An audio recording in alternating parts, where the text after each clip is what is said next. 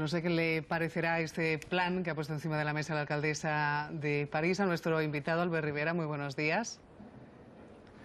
¿Qué tal? Buenos días. Porque usted precisamente está en Bruselas esta mañana, por eso no está con nosotros aquí en el plató de los desayunos, precisamente para, entre otras muchas cosas, promover un plan de choque a favor de los refugiados. ¿Qué le parece el anuncio de la alcaldesa de París? Pues bueno, como ya se decía en la mesa, me parece que las buenas intenciones son bienvenidas, pero lo que hace falta es una política común de asilo, y es lo que yo vengo también aquí a defender en el Parlamento Europeo. Yo estuve en Grecia hace poco, en los campamentos de Malacasa, en el Pireo, 50.000 personas atrapadas en Grecia, un éxodo masivo de países como Irak, como Afganistán, como Siria en guerra, y Europa no puede externalizar eso a Turquía, ya se está viendo que falla. Tenemos que hacer un plan de acogida y de asilo político. Recuerdo que asilo político es un derecho reconocido, que a nosotros también nos han dado cuando hemos tenido guerra en este país, y Europa tiene que darle asilo político a esta gente y hacerlo de manera común, y eso no es ayuntamiento por ayuntamiento. Yo para España propongo un plan coordinado entre ayuntamiento, municipios, en este caso autonomías y Estado, para acoger esas 16.000 personas. Somos el país con menos cuota de refugiados de Europa, 16.000 para 47 millones de habitantes, y estoy convencido que igual que somos solidarios y lo son con nosotros para rescatar a nuestras cajas y bancos desde aquí, desde Europa, nosotros también debemos ser solidarios para acoger a todas esas personas. ¿En España cree que no se acoge más y con más celeridad porque no se quiere o porque no se puede? Por falta de liderazgo. Nuestro país sufre, y Europa en general, sufre una falta de liderazgo tremenda, y Europa siempre ha avanzado cuando ha habido liderazgos comprometidos con el avance europeo.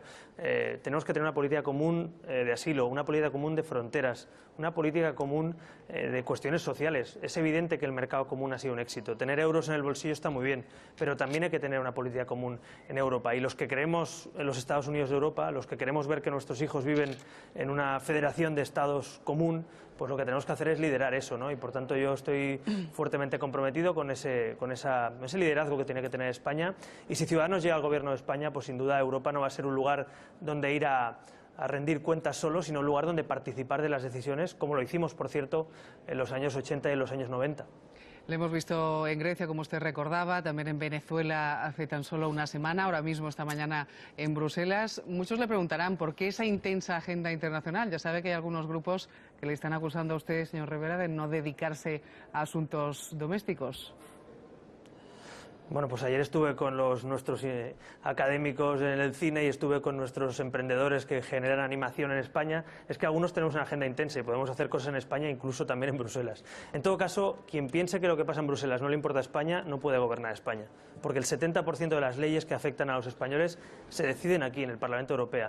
La mayoría de decisiones que afectan a nuestra economía, a nuestro sistema bancario, a nuestros impuestos, se deciden aquí, en Europa. Y no tener liderazgo en Europa o tener un gobierno pasivo ante las decisiones de Europa implica luego no defender los intereses de los españoles y de nuestras empresas también. Por tanto, yo si estoy en el gobierno de España, si los españoles lo quieren, claro que voy a tener presencia no solo en España, sino en Bruselas y en los principales lugares donde España tiene que tomar decisiones. El liderazgo internacional forma parte hoy en día de la política local. Quien no lo entienda así es que vive en el siglo pasado. Por lo menos ya se han puesto de acuerdo los cuatro partidos en la fecha del debate, el día 13 de junio, un lunes. ¿Usted está contento con la fecha? ¿Cómo piensa preparar este debate? Bueno, a mí la fecha me da igual, lo importante es que haya debate y se ha pactado esa como cualquier otra y yo siempre he defendido, ustedes lo saben, que tienen que haber debates. Esto ha cambiado, aquí hay 4 grupos parlamentarios que representan al 90% de españoles, ya no son solo 2 partidos, se consolida lo que no se consolidó en la última campaña y por tanto yo creo que es buena noticia.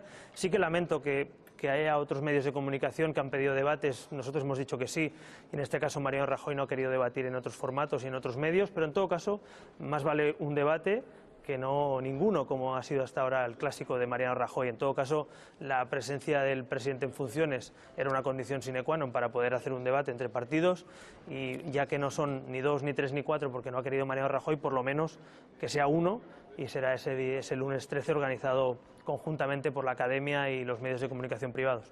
Ya sabe que muchos análisis que se hicieron después del 20 de diciembre llegaron a la conclusión de que al final la campaña electoral sí que fue decisiva en los últimos días para decidir el voto. ¿Ustedes ya tienen claro cuál va a ser la política de pactos o todo va a depender precisamente del resultado que obtengan? Bueno, en primer lugar lo que tiene que haber es cambio.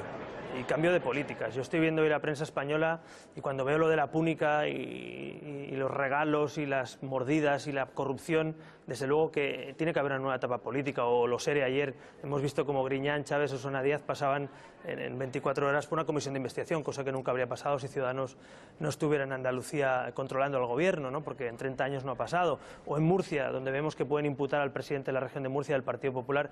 Es evidente que tiene que haber regeneración, si no, no habrá estabilidad política, porque nadie va a apoyar ni nadie va a participar de un gobierno, por lo menos hablo por nosotros, si no hay regeneración y si no hay cambios en la política del país. A partir de ahí, si los viejos partidos deciden regenerarse, si los viejos partidos deciden pasar página y abrir una nueva etapa de oportunidades, de respeto a los ciudadanos y también de cambios en modelo económico y social, entonces hablaremos. Y por tanto, la primera condición es que tienen que cambiar las cosas, que no sirve hacer lo mismo de los últimos 35 años. Y Ciudadanos está abierto a hablar, como ya lo hemos hecho en otras comunidades o municipios con el PSOE o en el PP, pero siempre con la condición de que asuman cambios que la sociedad española y sus propios votantes les demandan.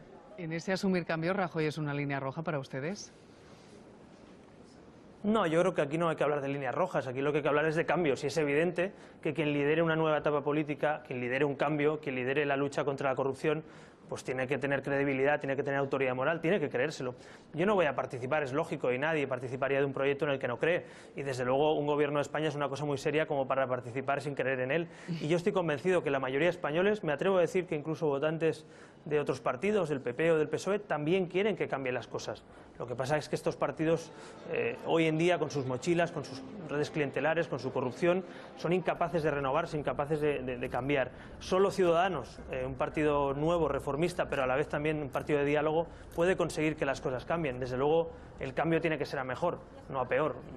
El populismo y las soluciones mágicas, los vendedores de humo no van a traer nada bueno a este país, pero sí nosotros podemos ayudar a que este país se regenere y se vuelva a levantar. Yo creo que España tiene muchas oportunidades por delante y tenemos que escoger si queremos un cambio a mejor y mejorar nuestra vida pública, nuestro modelo económico y social, o si queremos comprar el modelo griego o venezolano, que desde luego es el que defiende Pablo Iglesias, pero que yo no comparto.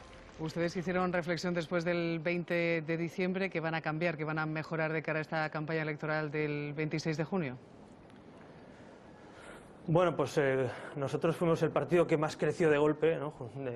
Pasamos de 0 a 3 millones y medio de votos, y a pesar de eso hicimos un informe para mejorar nuestra campaña, para hacer autocrítica. Otros perdieron 63 escaños y dijeron que todo iba bien, o sacaron el peor resultado de su historia, como el PSOE, y dijeron que era una noche histórica, ¿no? Bueno, yo creo que hay que hacer autocrítica siempre en la vida.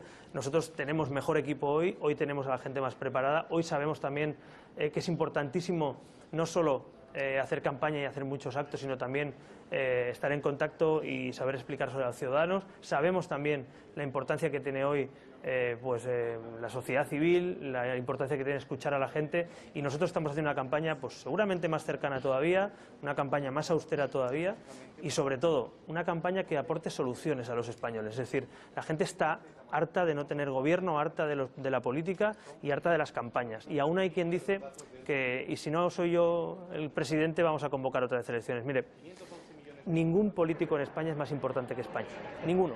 Y yo he propuesto, y lo vuelvo a repetir aquí, un pacto para que intentemos llegar a acuerdos. Pero si no hay acuerdo, también propongo que ninguna silla, ningún sillón, ningún interés personal, ningún egoísmo se ponga por encima de España. Que eso es lo que pasó en el último tramo de negociación, donde el señor Rajoy, el señor Sánchez o el señor Iglesias pusieron las sillas como condición para que España tuviera gobierno, y no tenemos gobierno. También vamos a trasladarle preguntas de nuestros analistas esta mañana aquí en los desayunos, empezando por Miguel Ángel Lisa. Sí, hola, buenos días, señor Rivera.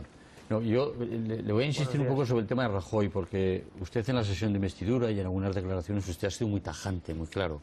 De alguna manera dijo que sí al PP en todo caso, pero no nunca con Rajoy, ¿no? Recientemente usted dijo que el problema no es quién va a ser presidente, sino qué va a hacer el presidente. Yo, si me pudiera concretar, porque yo creo que no es difícil, decir, Rajoy sí o no en caso que se den determinadas circunstancias. Es que lo siento mucho, pero es que para mí España no es Rajoy sí o no. Yo entiendo la pregunta, pero es que yo no voy a entrar en ese juego. Necesitamos un cambio político de modelo educativo, en la justicia, en la economía. Es decir, ¿de verdad alguien piensa que el problema de España es un apellido? El problema de España es una etapa política que se agota. Y es evidente que esta mayoría absoluta de Rajoy no ha hecho las reformas necesarias. Es evidente que la corrupción que aflora por todos los poros del Gobierno de España o de gobiernos autonómicos tiene que pasar página. Y por eso digo que no es solo un problema de apellidos. Yo por eso propongo que, para que no sea un problema de apellidos, todos sepamos en un momento dado renunciar. Mire, a mí me encantaría estar al frente del Gobierno de España si los españoles lo quieren. Me encantaría formar parte del Gobierno de mi nación, porque es lo mejor que puede hacer un ciudadano por su país. Pero si yo fuera el problema, si alguien piensa en ese debate de acuerdos políticos entre partidos, que el problema pueden ser los apellidos, las sillas, los egos, yo creo que hay que saber decir primero España y no la silla. Y yo lo que propongo es que no estemos en un debate de sillas, sino en un debate de contenidos. En cambio, si hacemos un debate de sillas, es muy difícil que haya acuerdo. Por tanto, yo pongo por delante España de las sillas, pongo por delante los contenidos de las personas, y si hay que debatir, y si hay que pactar, y si hay que hacer acuerdos, hablemos de contenidos, porque si hablamos de personas va a ser muy complicado llegar a acuerdos. Así que yo espero encontrarme a partidos dispuestos a mejorar este país y no a debatir quién es el ministro de Educación o quién es el vicepresidente o el presidente. A la gente le importa bien poco, estoy convencido de quién ocupa la silla, y están más preocupados de qué vamos a hacer por ellos. Así que no es solo un problema de Rajoy sí o Rajoy no, es un problema de nueva etapa política y es un problema de qué vamos a hacer con nuestro país. Carmen Tomás. Buenos días. Pues si le parece hablamos de alguno de esos contenidos, porque ya de las sillas y de corrupción y de todo eso parece que ya hemos hablado, para mí, suficiente. Nos hemos enterado estos días por su gurú económico que ya la bajada del IVA la tenemos que aparcar. El Gobierno insiste en que si las cosas siguen como están, podría bajarse el IRPF e incluso ser eso compatible con cumplir con el objetivo de déficit que nos marcan. ¿Por qué? Pues porque se crearía más empleo, esto es lo de siempre. Si creas más empleo, hay más gente pagando impuestos, la economía se mueve. Usted está diciendo que no con la cabeza, pero ¿qué es lo que propone Ciudadanos? Porque creo que los impuestos es una cosa fundamental para los ciudadanos y para la economía. ¿Qué propone concretamente para el impuesto sobre la renta de las personas físicas o en general sobre la política fiscal, puesto que ya una de sus patas ya nos han dicho que no se va a cumplir, no se cumpliría?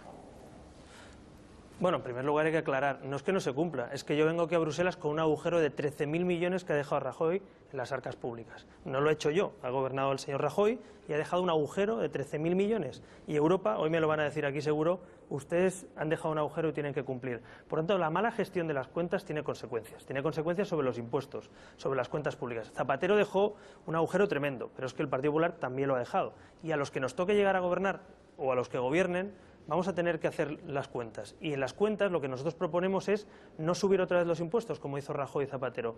Zapatero subió el IRPF a los españoles, Rajoy subió el IRPF a los españoles, y la propuesta de Ciudadanos es no subir más el IRPF a la clase media. A partir de ahí, si reformamos la administración pública, como quiere Ciudadanos y no quiere el PP, si reformamos también el modelo fiscal para luchar contra el fraude, como no quiere el PP y si quiere Ciudadanos, si somos capaces de recuperar dinero de la amnistía fiscal que le perdonó el PP a los defraudadores, podremos tapar ese agujero y no habrá que subir impuestos y no se podrán bajar. Pero insisto, hay que reformar la administración pública, hay que reformar también la lucha contra el fraude. Tenemos que ser capaces de reducir gastos de cosas superfluas para no subir el IRPF. Yo lo que dije ayer y lo vuelvo a repetir, que para vender humo ya está Pablo Iglesias, no hace falta que venga Rajoy. Por tanto, no podemos decirle a la gente, te voy a bajar el IRPF cuando luego lo subes, que es lo que hizo Rajoy en 2011. ¿Alguien se cree que la persona que subió más el IRPF en esta legislatura, que todo el mundo se acordará porque le vino en la nómina la subida, ahora llegue la campaña con el agujero que ha dejado y pueda bajar el IRPF? Es evidente que no. Por tanto, yo creo que hay que ser muy serios y muy responsables, no se puede hacer propuestas electoralistas, y Ciudadanos propone no subir el IRPF, es decir, hacer lo contrario que Zapatero y Rajoy, y además, si podemos, a final de legislatura, empezar a bajarlo al ritmo que nosotros queríamos, cumpliendo, eso sí, con Europa para que no nos haga más recortes. ¿Va a aprovechar su visita a Bruselas para pedir que nos flexibilicen el déficit, señor Rivera? Sí, es uno de los temas que voy a sacar en la reunión del Eurogrupo, de nuestro grupo parlamentario, del grupo de los demócratas y liberales. Voy a defender eso, porque eso se lo trasladé a Rajoy en su día, no estaba muy de acuerdo, luego con Pedro Sánchez hablamos y el PSOE sí que estaba de acuerdo, finalmente parece que el PP también está de acuerdo, y ahí tiene que haber una política de Estado. España tiene que cumplir con los españoles y con Europa, pero tiene que hacerlo a un ritmo que nos permita no subir otra vez los impuestos, no machacar más a la clase media, no hacer más recortes. Y eso solo se puede hacer si nos dejan flexibilizar el déficit y poder ir pagando a un ritmo más lento. Eso nos permite, en definitiva, una política económica más expansiva, y eso nos va a permitir no machacar más a la clase media. Ahora bien, Si los que quieren gobernar o llegaran al gobierno fueran, en este caso Podemos o los comunistas, claro, disparando 90.000 millones el déficit público, como propone Pablo Iglesias, nos van a rescatar al primer día de gobierno. Por tanto, es importante también que en el gobierno de España haya gente sensata, gente que cuadre las cuentas, que sea capaz de reformar, porque si no, insisto, aquí en Europa, como nos pasemos tres pueblos, como se dice coloquialmente, pues evidentemente nos van a hacer, pues como en Grecia, bajar las pensiones, bajar los servicios públicos, subir los impuestos, y yo desde luego no quiero eso para España. Pedro Narváez. Hola, muy buenos días, señor Rivera. Voy a insistir en preguntarle por los dos líderes con los que tendrá que pactar o tendrá que entenderse después de las elecciones, sí o sí. En el caso de Rajoy, que ya ha hablado esta mañana, ¿tiene algún problema personal con él? ¿Le ha tratado mal en algún momento? Y en el caso de Rivera, ¿se siente traicionado después de que ayer, por ejemplo, ya dijera que prefiere o se acerca a un pacto con Podemos y ha presentado un programa que de alguna forma destruye todo aquel acuerdo que obtuvieron en la anterior legislatura? Bueno, en primer lugar le voy a decir que yo vine a la política a trabajar, no a hacer amigos. Yo tengo ya amigos, pero además tengo algunos amigos en política también. Por tanto, ya le digo que los problemas personales, que no los hay en este caso, que hay una buena relación tanto con Rajoy como con Sánchez, también le digo que nunca sería un impedimento para trabajar por mi país. O sea, aquí se viene llorado de casa, como se dice coloquialmente, y ese no sería nunca el problema. Esto es muy serio. Nunca me imagino, seguramente, o nadie le pregunta, en este caso nadie se imaginaría, ¿no?, que la pregunta a Suárez o a Carrillo o a Fraga si se llevaban bien o no. En fin, yo creo que de verdad en este país se han hecho cosas muy buenas con gente de diferentes partidos. Cuando nos hemos puesto de acuerdo, este país ha avanzado. Cuando hemos polarizado y generado bandos, este país ha conseguido lo peor de nuestra historia. Yo apuesto por lo primero. Aprendamos de lo bueno que salió de la transición, reformemos este país después de 40 años, pero no rompamos esa lógica de acuerdos y de diálogo que nosotros estamos defendiendo. Yo creo que toda España es bastante consciente hoy de que el partido con más capacidad de diálogo y de llegar a acuerdos para poner en marcha un gobierno es Ciudadanos, y desde luego eso es muy útil porque este país no va a tener mayoría absoluta y por tanto no solo vale sacar votos más o menos, lo que vale sobre todo es tener capacidad de poner en marcha España, ¿no? Así que yo me ofrezco humildemente y útilmente a los españoles para que nos utilicen como herramienta de cambio, pero también herramienta de acuerdo, porque este país necesita grandes acuerdos y grandes consensos para ser reformado. Pues hasta aquí la entrevista. Albert Rivera, muchísimas gracias por acompañarnos y por desayunar este ratito a la distancia desde Bruselas con nosotros aquí en Televisión Española. Muchísimas gracias. Gracias, María. Buenos días. Hasta pronto.